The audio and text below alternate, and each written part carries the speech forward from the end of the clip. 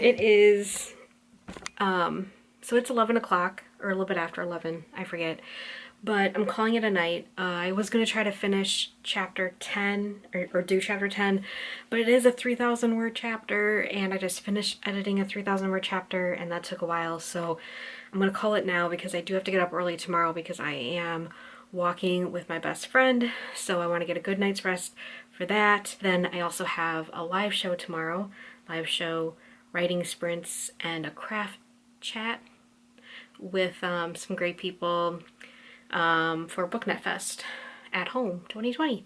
Sorry if some of those clips were boring because I mean, I know it's different watching someone type and see all the things happening, but I thought it'd be interesting to show some like revising footage of like actually digging in and removing stuff and rewriting things. So I don't know. Hopefully you guys liked that. I hope it turns out well, future editing me. Good night, and I'll see you guys tomorrow. Good morning. So I actually got up a little early today. I got up at 7. It's now 7:50. I have to go meet my friend at her place at 8:30.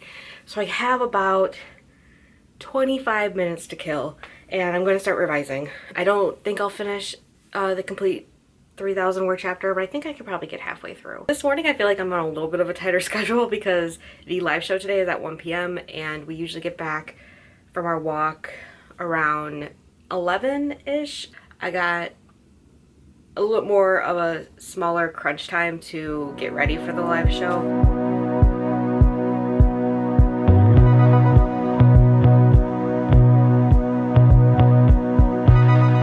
Waking up in my bed, you're still stuck in my head. I'm not even hungover. I wanna call your phone, tell you what you did wrong, then ask you to come over. Not very good with decisions, know what's right, but I don't listen, I don't. And I complain and dismiss it, then I keep on reminiscing. I know, baby you're bad, baby you're bad, baby you're bad, baby you're bad for business, baby you're bad, baby you're bad, baby you're bad, baby you're bad for business, baby you're bad for business. Not good with consequence, I find myself back again, crying on your shoulder. No, it's not good for me, but I still want your body. Okay, so I just finished doing my meal preps. I don't know if that's gonna be for lunch or if it's gonna be for dinner. I really could not figure out what I wanted to do for lunch or dinner, so I bought a few things that I can just start making tomorrow. I'm tired and I've been on my feet, so I don't want to make anything else tonight. Now, what time is it? It is 7:41, so I'm planning to work for the next few hours here in my office. So I'm going to, here's a little sneak peek of my spooky shelves. I did put, cobwebs? I don't know. I feel like now I need to redo them because I don't know if it looks good. You'll see it better when I do the office tour, but like I have all these lights and I have these lights up here that were supposed to be purple, ended up being kind of a pink color. Don't hate it. This is the vibe, is this room at night. I turn on all the candles, all the LED candles, obviously. Like the aesthetic, the vibe, it's so cozy. It's so, I would sleep in here if the futon wasn't uncomfortable to sleep on. This is my favorite room, obviously, in my apartment since I started decorating for it. So I cannot wait to decorate it for Christmas. Totally forget what I was just talking about. This is just my charger. I had to bring it in here. I ended up online shopping and I just spent a lot of money at Old Navy because that has become the official retailer for my work from home wardrobe. I'm wearing Old Navy right now. My shirt, which is Friends, and they just had a big sale and I had super cash, so I was like, might as well just put in another order, and I bought more face masks because I really like their face masks. So it's 9 o'clock. I am actually exhausted. However, I am going to finish this chapter that I'm on and probably do the next one, and then I will consider my night complete.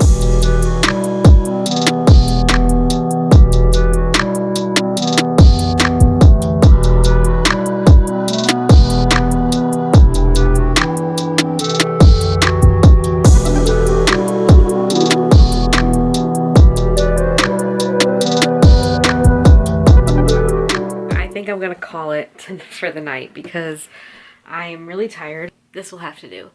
I'm gonna call it tonight because the next chapter is a little bit longer. I don't really want to get into it right now, even though it's a fun chapter. This chapter has been in all my drafts and it hasn't changed too much through all the drafts. It's pretty much the, I don't know, fantasy version of Never Have I Ever that the characters play. I love it. Even like the dialogue has mostly always stayed the same, just, you know, elevating it. This is going to be chapter 13. So I've just finished chapter 12, which wasn't too long of a chapter, so it was easy to get through. I wanted to real quick talk about the rate at which I'm revising this draft, because you might be thinking, wow, she's getting through these chapters really quickly. Is that a good sign, or is that a bad sign that she doesn't know how to revise? So this is draft 5 of Crow Family, and I'm still having people reading it, but since this draft, and I think I mentioned this earlier, but this has been a very long weekend, and I'm not quite sure what I've said and what I haven't said. This draft specifically, I'm only working on one part of the relationship arc. I mean, I guess, you know what? I'm going to tell you guys what it is, because this is something I've been thinking about a lot. So you guys know, most of you know, if you've been following me for a while, that Cruel Family is a mashup of Cruel Intentions, which is one of my favorite movies, and The Borgias, which is considered Italy's first crime family. And if you know anything about both of those things, you know that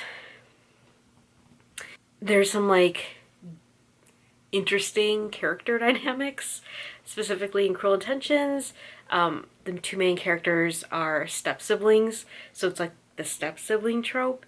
And then with the Borgias, even though it's probably not historically accurate, there used to be rumors about the brother and sister having relations. However, both adaptations of this family for both the TV shows, I've only watched the one that was on Showtime, which is one of my favorite period dramas I have ever watched. And I know the other version, and I know it's on Netflix, but I'm not quite sure what network it was a part of.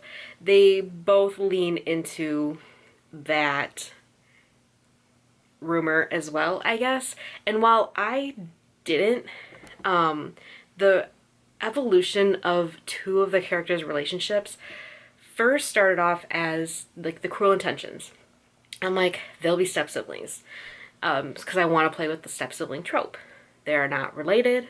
They share no blood. Then I realized in this fantasy world, step siblings don't really exist. So I ended up kind of changing it to the adoptive sibling trope. So they're still not related, and I want to make that perfectly clear. They're not related. But there's like, I guess it's a taboo trope. But I knew when I read The 1,000th Floor by Catherine McGee, which is a YA near future contemporary, kind of like a futuristic Gossip Girl, I guess is the best way to describe that book. She has the adoptive sibling trope in that book. So I read it wanting to see how she tackled that trope in a YA setting. And it was fine. For the longest time, the two characters have been adoptive siblings, but now I don't want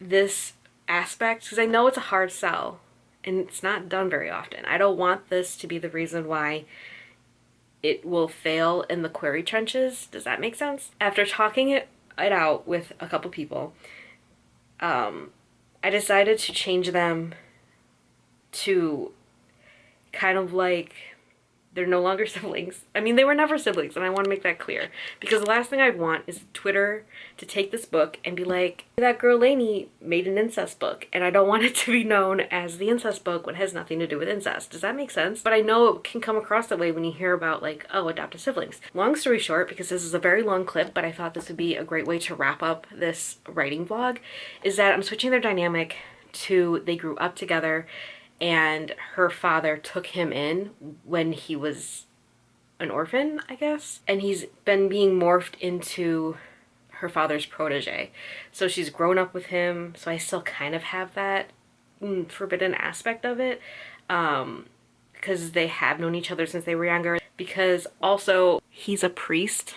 Because again, he was modeled after Cesare Borgia, who was a cardinal. Okay, I laugh because if you guys watch my romance videos, you guys know I love me some priest smut. Because I mean, the whole thing with like, if they were adoptive siblings, it was the forbidden aspect, right?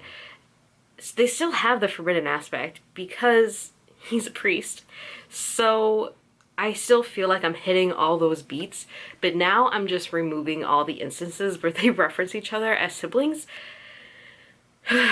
It's not that big of a change that I thought it was going to be, because when I was talking to Marina's about this, she's like, girl, is this another rewrite? And I'm like, I don't think so, because there's still the forbidden aspect of the relationship anyway. I kind of like, I'm likening it to, Marina's brought this up too, and it makes sense.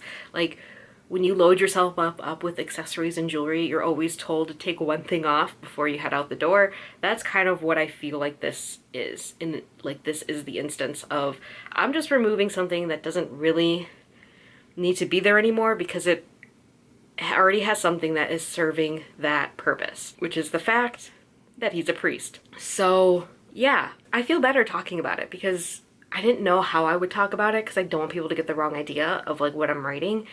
But I think this is like the better direction for me to go with the book, to give it like the best possible chance. That's what I'm doing, because I'm giving it to someone else, maybe a couple other people after this version, to see how that relationship reads now. I really think that I can finish this part of the revision by the end of the week, if I'm really focused and I work every night after work.